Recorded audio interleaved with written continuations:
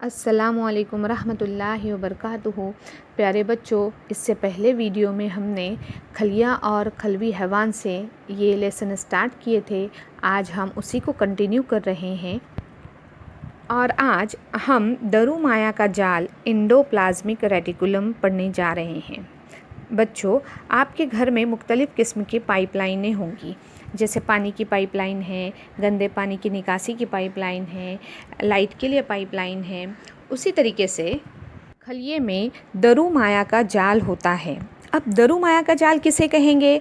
खलिए के अंदर मुख्तलिफ़ मादों के नक्ल व हमल का काम अंजाम देने वाले हैवानसे को दरू माया का जाल कहते हैं। खलिए के अंदर मुख्तलिफ़ मादे होते हैं। इन मादों के नक्ल व हमल का काम दरू माया के जाल के ज़रिए होता है।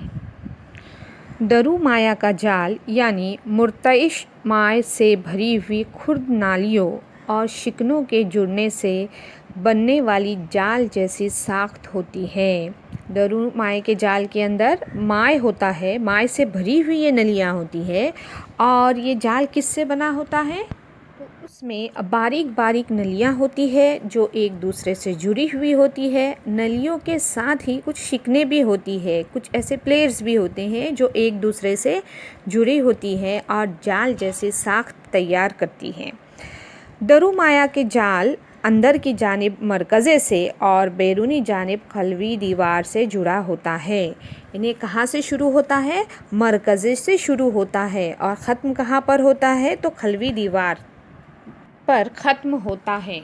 इसकी सतह पर राइबोसोम के ज़रात होते हैं, इसलिए इसे गैर हमवार दरू माया का जाल कहते हैं। सतह पर राइबोसोम होते हैं और राइबोसोम होने की वजह से सतह हमवार नहीं होती, इसलिए उसे गैर हमवार दरू माया का जाल कहते हैं। इस शक्ल में देखिए, ये शक्ल दरू माया के जाल की है, रफ इंडोप्लाज्मिक रेटिकुलम। इसके ऊपर जो ब्राउन कलर के बैग जैसे दिखाई दे रहे हैं, ये राइबोसोम है। राइबोसोम के ज़रात है जो सतह पे पाए जाते हैं, जिसकी वजह से इसकी सतह गैर हमवार होती है, इसलिए उसको गैर हमवार दरू माया का जाल यानी रफ इंडोप्लाज्मिक रेटिकुलम कहते हैं। अब यहाँ पर देखिए, जो येलो कलर के बॉल है वो प्रोटीन है। प्रोटीन बाहर आते हैं दरू माया के जाल के ज़रिए। यहाँ पर देखो, राइबोसोम पे वहाँ पे अमाइनो एसिड है, अमाइनो एसिड से प्रोटीन तैयार होता है और बाद में प्रोटीन ये बाहर खारिज होता है। अब हम देखेंगे दरू माया का जाल के अफ़ाल। उसमें सबसे पहला फ़ेल है खलिए को सहारा देना। अब दरू माया का जाल, ये इनकी साख जाल जैसी होती है और ये मरकज़े से खलवी दीवार तक फैले हुए होते हैं। इस तरीके से ये खलिए को सहारा देते हैं।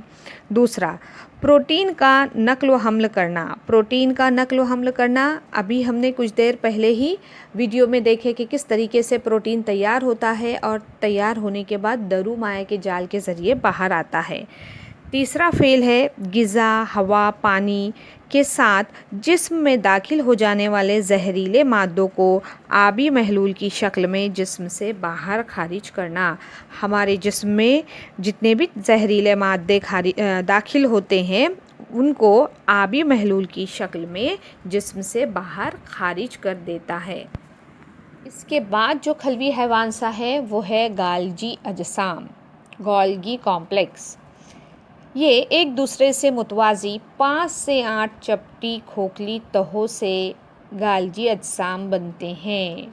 ऐसी चपटी तहें होती है 5 से 8, जिससे ये अजसाम तैयार होते हैं। अगर हम मिसाल देखें तो एक बड़ा सा खाली थैला होता है। खाली थैले को हम ऊपर से अगर छोड़ दें तो छोड़ने के बाद उसमें जिस तरीके से फोल्ड तैयार होते हैं, तहें तैयार होती है, उसी तरीके से गाल्जी अजसाम तैयार होते हैं।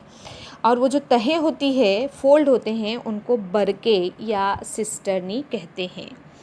इन बरकों में मुख्तलिफ़ किस्म के खामरे होते हैं।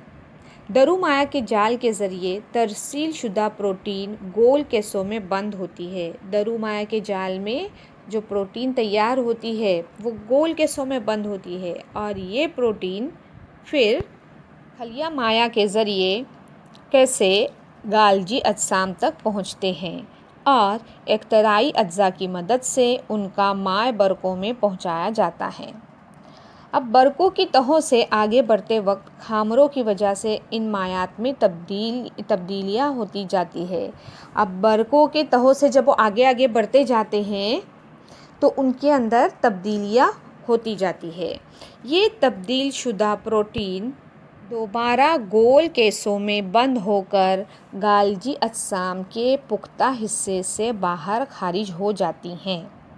देखिए शक्ल के अंदर दाखिल होने वाला तरसीली केसा दिखाया गया है ऊपरी सतह के बाजू में, तो वहाँ से प्रोटीन अंदर दाखिल होती है और नीचे की तरफ अफराजी केसा दिखाया गया है और उसके ज़रिए प्रोटीन बाहर खारिज होती है। और ये प्रोटीन कैसे खारिज होती है? पैक करके खारिज होती है, यानी कारखाने की अशिया पैक करके आगे रवाना करने के लिए पैकिंग शुबे जैसा काम इन बरकों के ज़रिए अंजाम पाता है।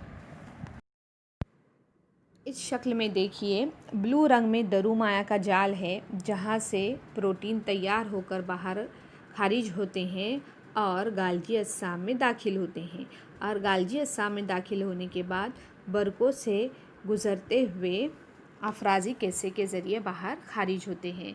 देखिए आखिर में जब खारिज होते हैं तो येलो रंग में जो दिखाई दे रहा है वो खलवी झिल्ली है, सेल मेम्ब्रेन जिसे हम कहेंगे खलवी झिल्ली तक पहुंचते हैं।